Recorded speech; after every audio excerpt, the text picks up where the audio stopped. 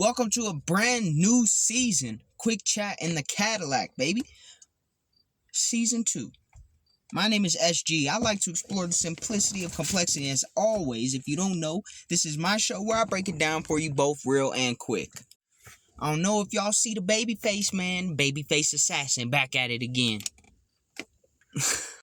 But I had to bring out something new for the new season. And today we got to start off right. We got to start off with a banger. Today's banger is about sight, bro. Sight, vision. 2020, 18, 20, 15, 50. I don't know what the best vision you could get is, but we starting off with vision. Vision is a virtue, like patience. Vision is the ability to see in the future. Visualize the things that you want for yourself, the things that you deserve and desire, baby. Vision will also let you see the snakes in the grass as they slither and skitter along. Okay, good vision is key to success. That is why successful people are often titled visionaries. But in order to have effective vision, you must have the skill of observation. Do y'all know what observation is? For those who don't, let me explain. See, observation, if we take it from like a Webster or a scientific standpoint, would be viewing something outside of it happening. Right? You're the observer. You're seeing it happen, but you're not participating in it. You're experiencing it play out in front of you, but you're not participating in it. In a more lifelike sense, observation is the ability to remove yourself from your situation, at least for a moment, kind of like an out-of-body experience, and look at things objectively.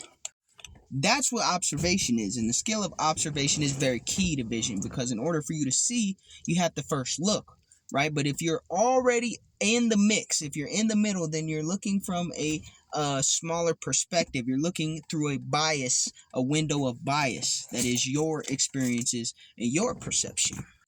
But observation allows you to remove yourself, if not entirely, but at least partially, from your perspective, from your perception and your experiences, to witness something outside of you, and that gives you a clearer picture of what's actually going on.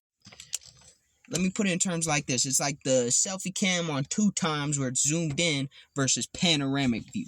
Your view is the selfie cam. An observatory view is panoramic. And you need to practice your observation skills so that you can remove yourself from situations, especially when they are heated or intense, emotionally or mentally or otherwise, even financially, physically, whatever the case. But removing yourself is the first step. Now, when you remove yourself and detach from your perspective, even if momentarily, you're gonna see a lot of different things happening around you. You'll see the people, places, and things that are moving in accordance with your future, and you'll see the people, places, and things that are doing the opposite. This is where people get tripped up, because when you remove yourself, you detach yourself from your perspective, even if momentarily, everything that you see is a lot to take in. If you're seeing all the good and all the bad at once, it's a lot to take in. Trust me. People crumble under that weight, so they prefer to view from their window of bias. That way they could only see what's directly in front of them, and all the shit that's happening around them, they don't have to process it. And though that can be an excellent way to get a job done, like, having a one-track mind or a tunnel vision, as they say, to get something done, it leaves you exposed on the peripherals, right? People can come up they don't have to even stab you in the back. They can come stab you from the side, because all you're focused on is right here. And there may be people on the sides trying to help you as well, extending their hand, reaching out, and you can't even see them because all you're focused on is here. So removing yourself is important, but how do you remove yourself from your own perspective? Observation begins with a baseline level of information.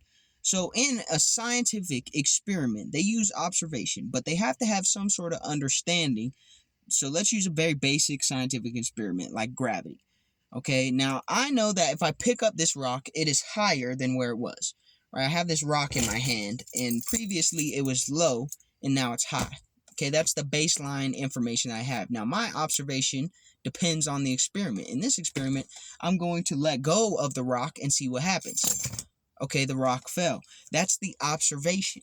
Now, what I also observed is that, I had my window slightly down. The wind could have, pushed the rock or the keys. The rock ain't even a rock, it's keys. You know what I mean? These are all different things that I observed in that very simple example and experiment. Now you're looking at me like, well, SG, how the fuck does that translate to my life? I'll tell you, okay? The best way to become an observer is to take on information about human behavior.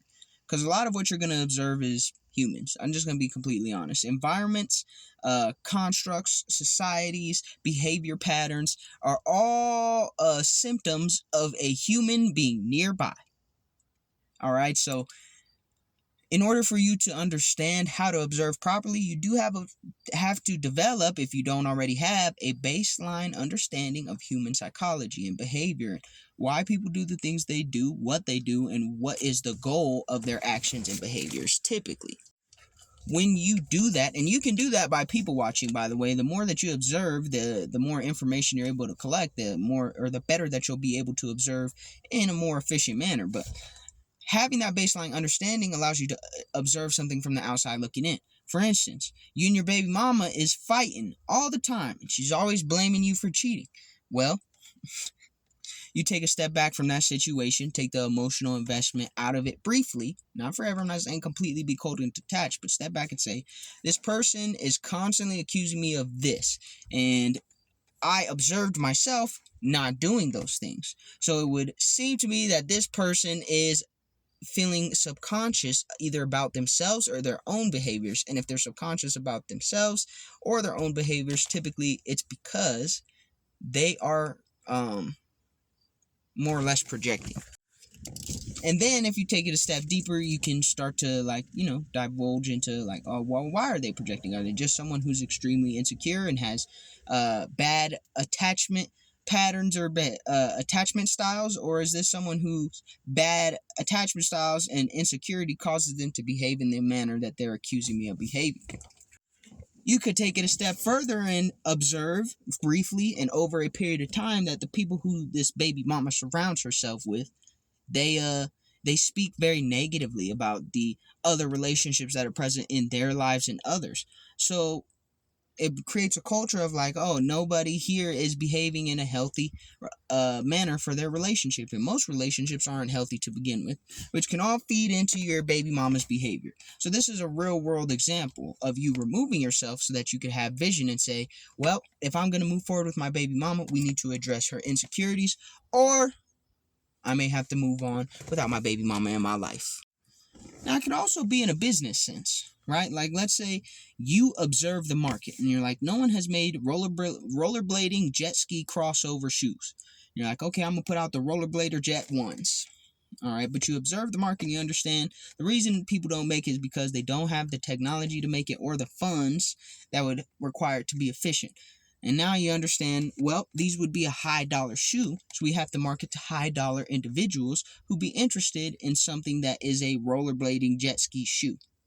People who like rollerblading and jet skis typically have money and are also young at heart. And people who are young at heart and have money typically have careers that align them with, the finer things and artistic expression of life. I don't know.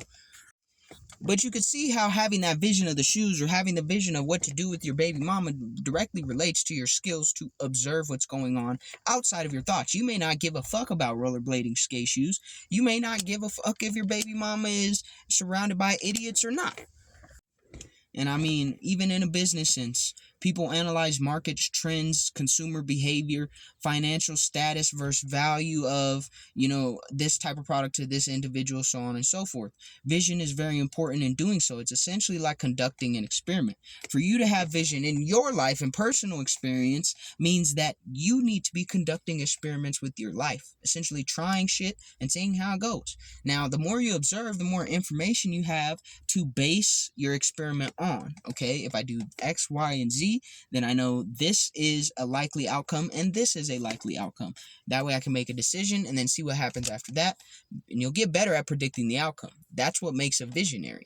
Okay, so understanding who to keep in your life, who not to have in your life, how to proceed forward, and what steps to take next, all starts with your eyes and your mind, your vision, the other eye right here. So, fuck. Get to observing and practice vision.